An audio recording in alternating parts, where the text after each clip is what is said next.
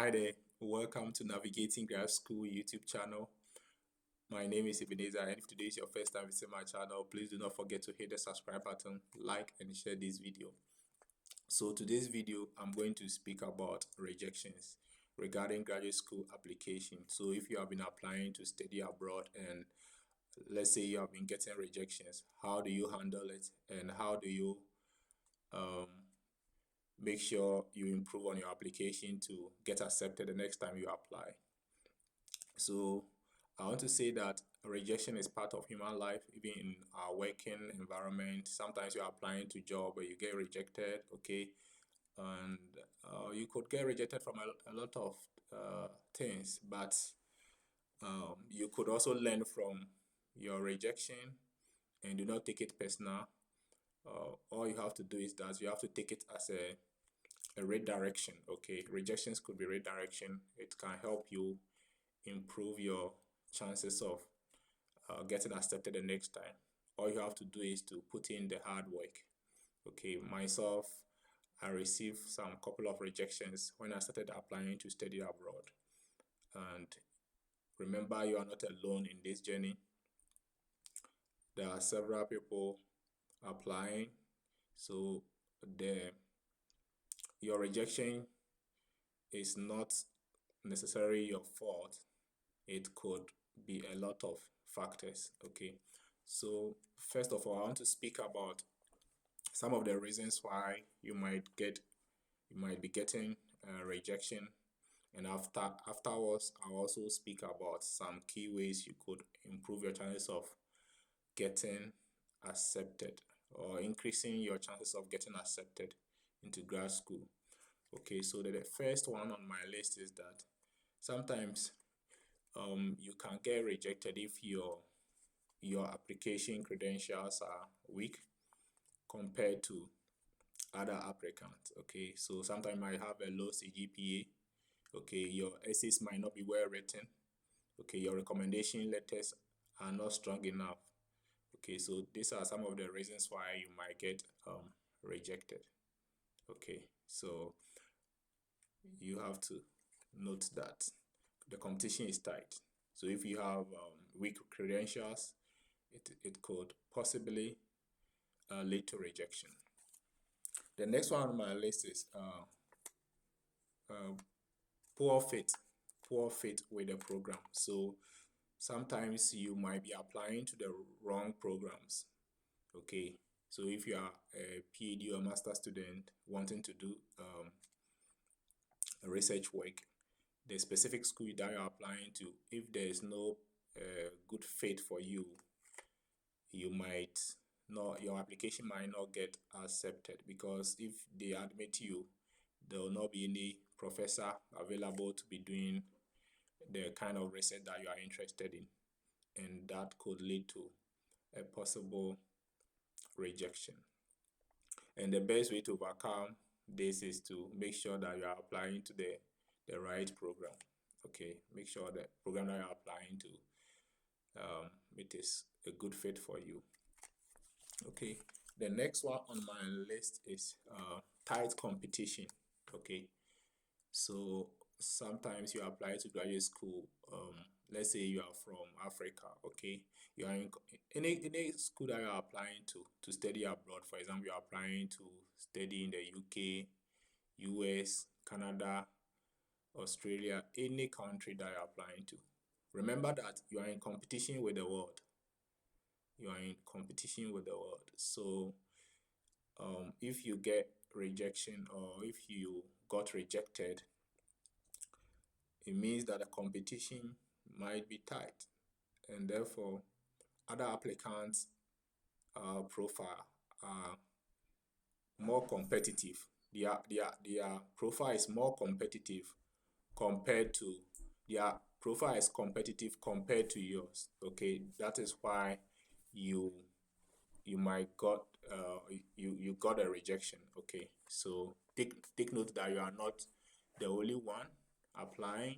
There are several students from other countries applying, from China, okay, US, everywhere, Korea. I mean, a lot of applicants are applying. So the competition is tight. That's why if you start this process, you have to put in hard work, improve on your application. Okay. So another reason why you might get rejection is financial reasons. Okay. Sometimes funding cuts. Okay. Some programs might not have funding. Okay. Or they've applied for grants and maybe the grant got rejected. Therefore, it will also it will have an impact on the number of students that they admit into their program. So that's why you don't have to be personal when you get rejected. You don't have to be too hard on yourself, okay? Because rejections could be due to a lot of reasons. So, given these reasons, there are some of the factors that could be personal to you that you could take advantage of and improve or prove your chances of getting admission the next time you apply. So let's look at some of the key considerations to improve your chances. So the number one on my list is that take a break. First of all, you have to take a break. Okay. Let's say you have been applying for the past 2 years and you've been getting rejection on a consistent basis. It means that you might be doing something wrong. You have to take a break. Ask yourself, what am I doing wrong? Okay. And evaluate your credentials. Look carefully into the application. Okay. Are the people writing your recommendation letters, are they the right people? Okay. Are you applying to the right programs? Okay. Do you contact professors? Do you contact professors before applying? Do you email program coordinators? Do you get people to review your application essays for you, your statement of purpose, personal statement? Okay. Or you are doing it by yourself? Okay. No one wins alone. No one wins alone. Okay. So you have to take a break. Don't rush applying again. Take a break. Evaluate your credentials well. And one main thing I did when I got rejected was that I look carefully through the various programs that I applied and I got rejected. I look at some of the students, their profile, okay, and I noticed that before they got accepted, most of them were having like publications. Most of them were having publication. Some were even undergraduate students before applying to PhD program and they had publication and I was not having a publication. And that doesn't speak well of me. So what I did was that I took my time.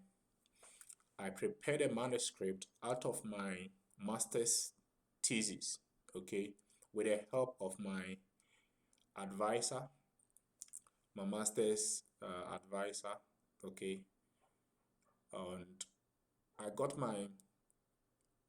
a publication. I got my paper published, okay, and I think that also helped increase my chances. It helped enable me get accepted into the program.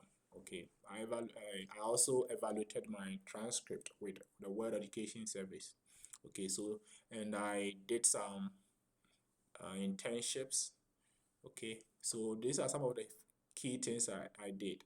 I also got in touch with competent people who reviewed my application document. They reviewed my application document for me and gave me constructive feedback.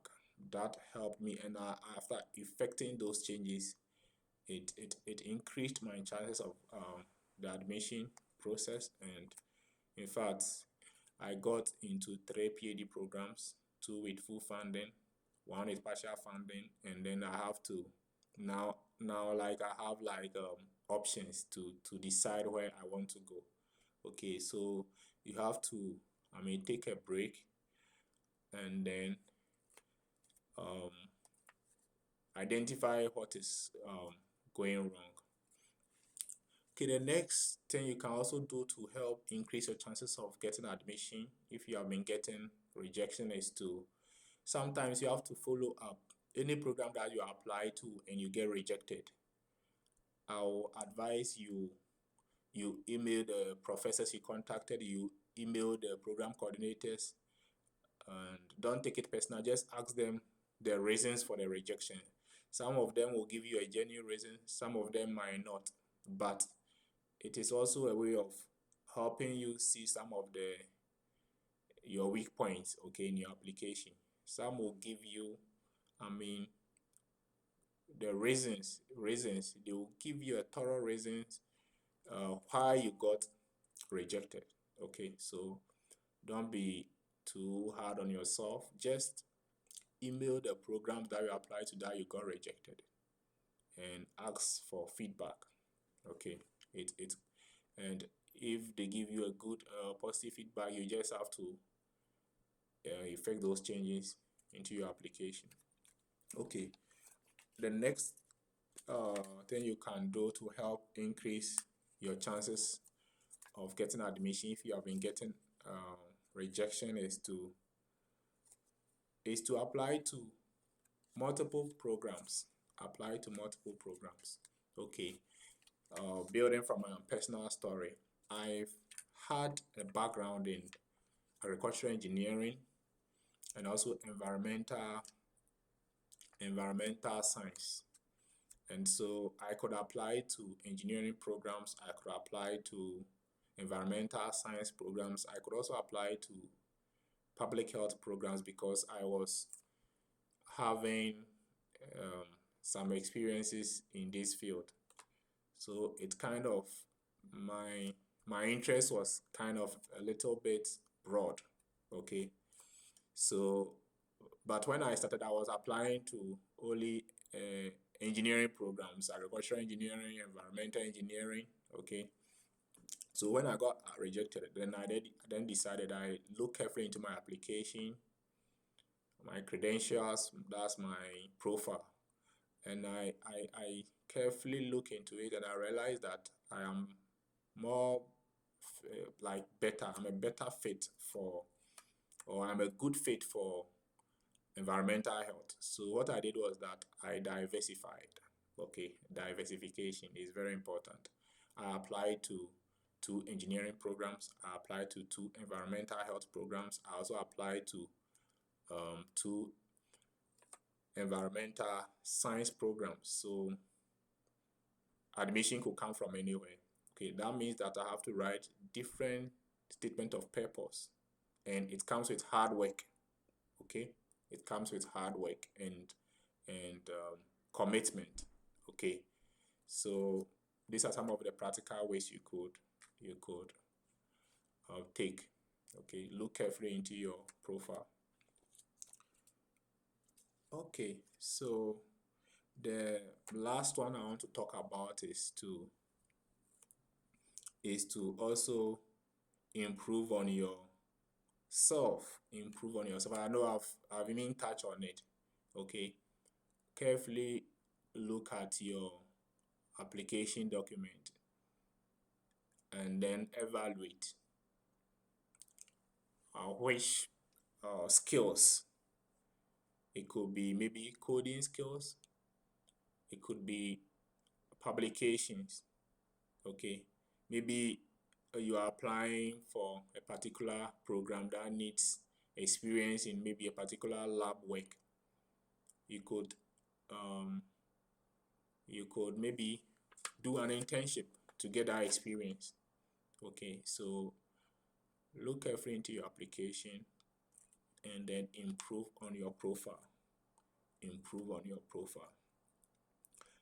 And I hope this video help you get accepted the next time you're applying if you take it into practice. And remember, it is not easy, but it is possible.